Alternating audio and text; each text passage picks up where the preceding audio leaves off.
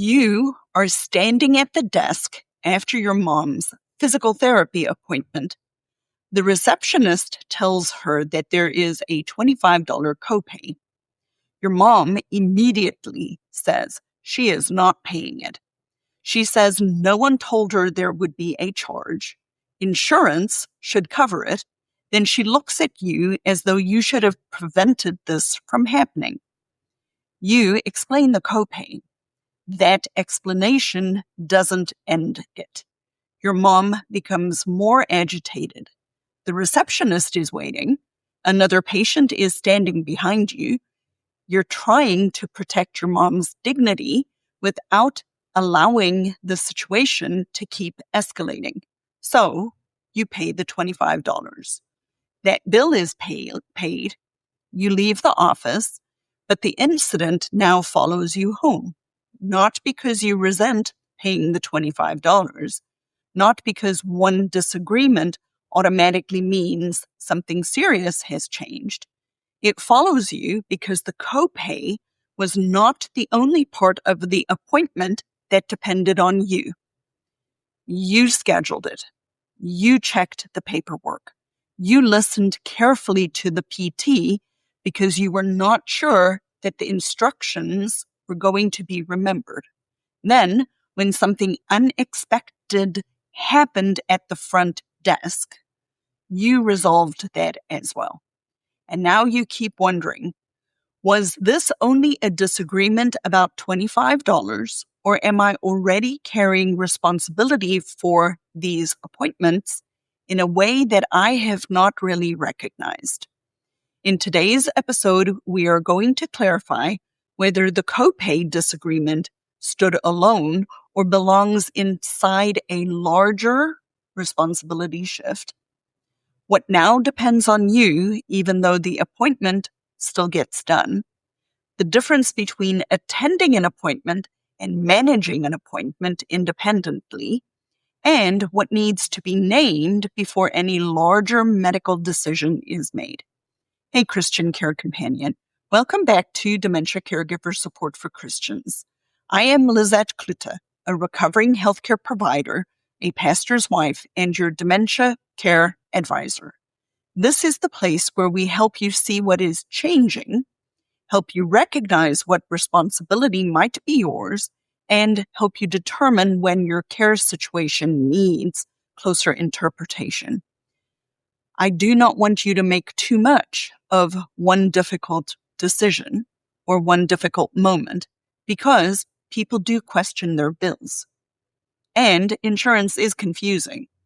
And a copay could be incorrect. Your mom might have been surprised, tired, embarrassed, or frustrated. And you do not want to turn one disagreement into evidence that she no longer can manage anything. You also don't want to embarrass her. You don't want to speak over her or take over too soon. Those are legitimate concerns. But the question is not whether one refusal proves that everything has changed. The question is whether this particular refusal happened inside an appointment where your mom was otherwise managing independently. And from what you're already doing, it might not have been. The appointment happened. Your mom got there. She may have greeted the receptionist, answered some of the PT's questions, and participated appropriately in her therapy. And nothing about that looked significantly different. The meaningful change was in what had to happen around her for that appointment to actually work. You arranged the appointment. You checked the information. You retained all the PT's recommendations. You handled the unexpected problem at checkout. The appointment still looks like her appointment, but more of the responsibility for carrying it belonged to you. Before dementia affected this particular type of situation, your mom may have managed the appointment from beginning to end. And she knew why she was going. She told them the necessary information. She listened to their recommendations, and she paid the bill. If something unexpected happened, she could ask a question consider the answer, and decide what to do next. Now, the same appointment still occurs, but the way it occurs has changed. You may need to remind her why she is going. You may need to check whether the information she provides is accurate. You may need to remember what the PT said because she cannot retain it any longer. And when an ordinary copay produces confusion or refusal, you step in to prevent that situation from escalating. The copay is not the whole problem. It's the place where the responsibility you were already carrying became visible. That is why paying it did not settle what was bothering you. You did solve the immediate problem, but the larger question remains. Here is the distinction that matters. Attending an appointment is not the same thing as managing it independently. Your mom may still attend the appointment and participate in the treatment and answer some questions correctly. She may express her preferences about her care. These abilities are important and should never be dismissed or diminished, but they do not tell you whether she can still carry the responsibility surrounding the appointment. Managing an appointment includes more than being physically there. Somebody needs to know why the appointment is happening. Someone must provide dependable information. Someone has to understand and retain the recommendation. Somebody must recognize when an ordinary problem has occurred and respond appropriately.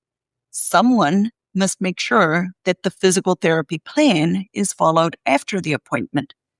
When you are doing those things, the appointment is no longer functioning as an independently managed part of her day. It is functioning because you are supplying the structure around it for it to happen. That does not mean your mom has no meaningful role. It means her participation and her responsibility are no longer the same question. She might still participate while you carry the responsibility for making the appointment actually work. The appointment happened, and it happened because you were the one who carried it. The $25 disagreement did not create this responsibility shift. It didn't create it. It exposed it. If the appointment had otherwise been completely independent, if your mom had scheduled it, understood its purpose, provided reliable information, retained the recommendations, and questioned a charge she believed was wrong, then this might simply be a billing dispute. But that is not the history that you're describing. The disagreement came after you had already arranged, checked, remembered, and followed through on this appointment. Placed inside that specific history, this incident means something different. It shows what happens when the appointment presents a problem that cannot be completed through a familiar routine. Your mom can still walk into the building. She could still participate in the expected parts of the appointment. But when something unexpected occurred, the responsibility for fixing it moved to you. And perhaps it has been moving to you for a period of time. You may have absorbed each one of these individual things because it seemed pretty small. Making the call was easier than waiting for her to do it. Checking the form meant we prevented a medical error. Listening carefully makes sure that the therapist's recommendations are not lost. And paying the copay ended a public confrontation. Each action makes sense, but taken together, they show how the appointment now actually works. Your mom attends, and you manage. That is the part that needs to be named. My recommendation is that you stop treating these appointments as though your mom is still actually managing them independently. That does not mean that her medical care should be altered. It does not mean that she shouldn't go to physical therapy. It does not mean she should no longer speak or ask questions or express her preferences or participate in decisions that she can still understand. And it does not mean that you must immediately take over every medical responsibility. It means the responsibility you are already carrying around these appointments should be named deliberately. Right now, you may be carrying it incident to incident, appointment to appointment. You scheduled the appointment, you correct that form, you remember the instructions, you resolve the next misunderstanding. Each individual task appears like they're separate, but the responsibility connecting them remains unspoken. Naming that responsibility allows you to ask a more accurate question of yourself.